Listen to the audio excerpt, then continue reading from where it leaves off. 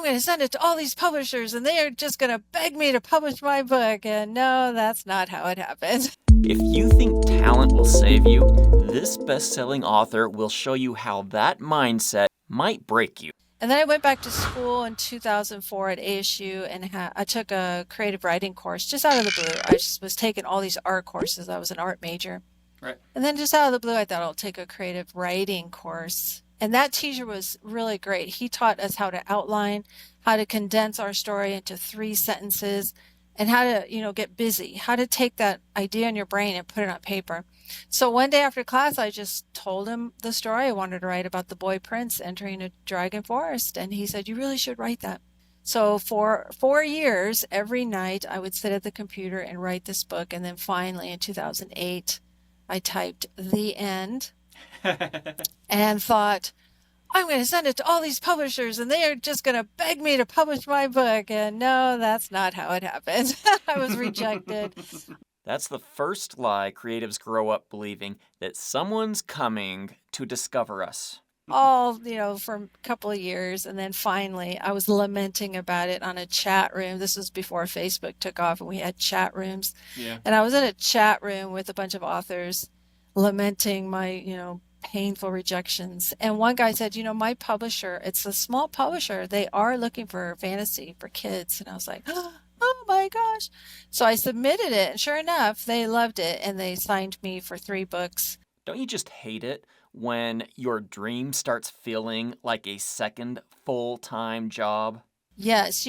As an indie author, you have to do everything. Your writing, your publishing, and your marketing, and your publicity, everything. And I had been doing that since around, 2015 on. And I was, following the algorithms and posting and everything, doing my best, going to book festivals and things like that. And I was doing okay, but I was exhausted. I work full time in addition to all this. So I was exhausted. And I just noticed that one of my author friends, she had a virtual assistant. And that is someone who comes alongside you and they handle all of your social media posts and your marketing strategies. They come up with these strategies for you for your book launch. And they help you post to keep your book out there because, our attention span is so short that you release a book and everybody's excited. And then a month later, everybody's forgotten about your book, So she's really come alongside me and helped me in that area. She organizes book launch parties on Facebook for me. And those have been so much fun. You really get to know your readers. And she's helped me with giveaways and participating with other authors in these big, huge giveaways. And that helps me get followers and newsletter subscribers. She is on the internet all the time researching. So if there's a tool out there for authors to get more followers or book sales, she lets me know about it. And then leaves it up to me whether or not I want to purchase that tool. It's an app or something. But she does all this research for me so that I don't have to be out there doing it.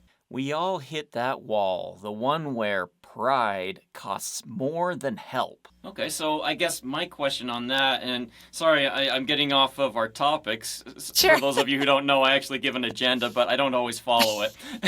Because I think this is very interesting from a new artist perspective. So you hire a virtual assistant. I guess a couple questions. How do you find one? How much do they cost? And do they pay for themselves? Great question. It depends on what you're looking for. If you're looking for one to help you with your podcasting, then I would reach out to other podcasters and see if they have one. And then, contact them and see what their packages are. They usually offer 3 or 4 packages for you. If you want just the bottom line, you can only afford about $100 a month. They'll let you know what that includes, things like that. So for me, I asked another author, how do you use her? What does she do for you? And she explained it to me. And then, boom, I contacted that virtual assistant. And again, she had packages. I found the one that worked well for me. And yes, it has paid for itself every month in sales.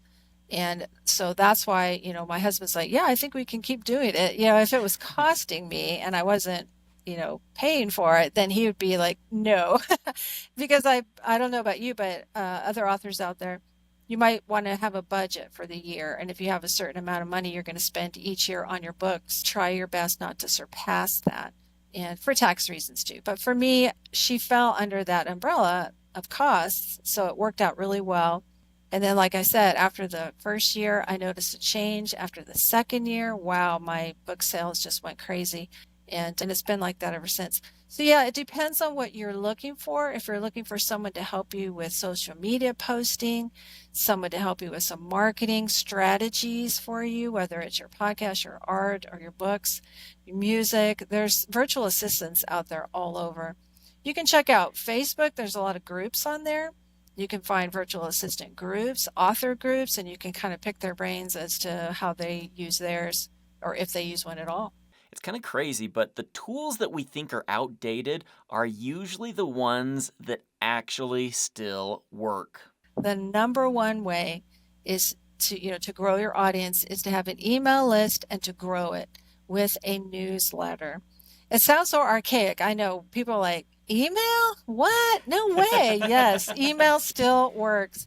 You'll get a few who unsubscribe, but for me, it has been a very consistent way of connecting with my readers and growing my readers. There's several opportunities out there that you can use that are low cost to grow your newsletter.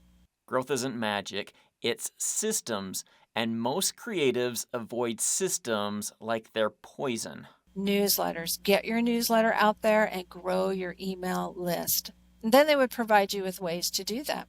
And I'd say about 4 years ago, the one that worked best for me was BookFunnel. BookFunnel is an app that you download, and it's not that expensive. They offer packages too, and I still use the lowest, membership fee, and it has grown my newsletter audience like crazy.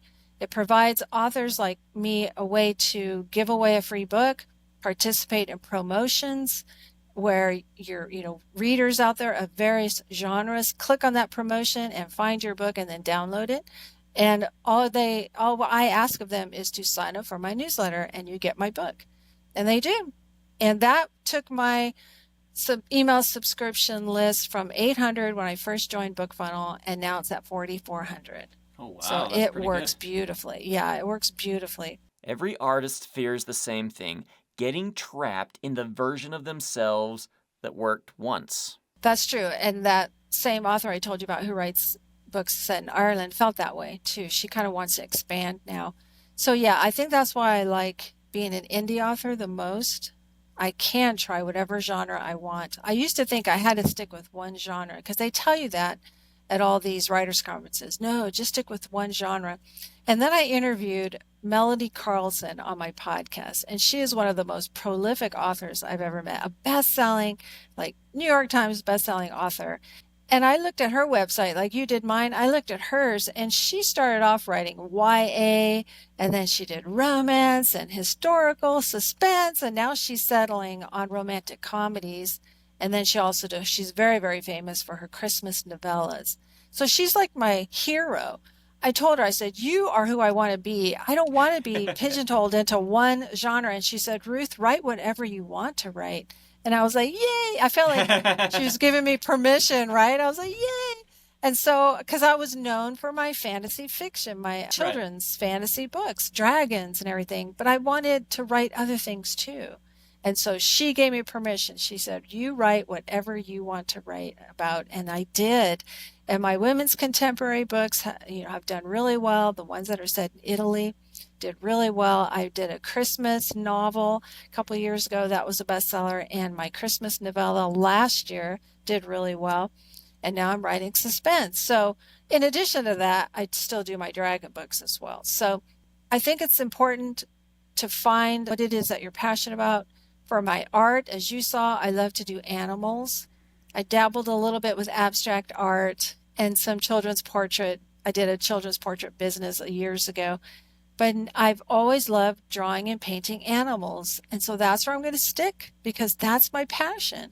So you have to know who you are, be true to who you are, and do that creativity that, inspires you and keeps you motivated. Otherwise, that intrinsic motivation will start to disappear if you're starting to get pigeonholed and just doing the kind of things that other people want you to do. It doesn't last. Sometimes you need someone further down the road to tell you the cage was never locked. Okay, so let me ask you this. If you only because your books are doing well, and I got a lot of people that I would imagine would think, well, all I need to do is get my first book as a bestseller, and then I'm on easy street. Could you support yourself at this point with the art, the books, everything that you're selling? Not at this point. No, I still have to work full time. So I think But I'm that's hoping interesting. down the road, yeah, I'm hoping when I retire from working, then I'll just be able to do my grief coaching and then my writing and then my art. That's the goal, is to do those three things until the Lord calls me home. But I love my job, so I'm not ready to quit my job anyway because I really love it. And because I've been doing it for so long, there's no stress. It's like, Okay, so I know a lot of creatives are going to hate hearing this, but success doesn't always pay the rent. Listen, the art won't survive on talent alone. I don't care how talented you are, but the artist can if they evolve. There's one thing Ruth's story proves. It's this: your art won't save you, but learning the business will save your art. If you like this, check out one of these other videos for more advice from great creatives, and don't forget to like and subscribe. I've got big things coming in the future. And also, don't forget to check out my website, www.lightmindedarts.com, where you can find all of my books and things that I got going on. And I will see you next time.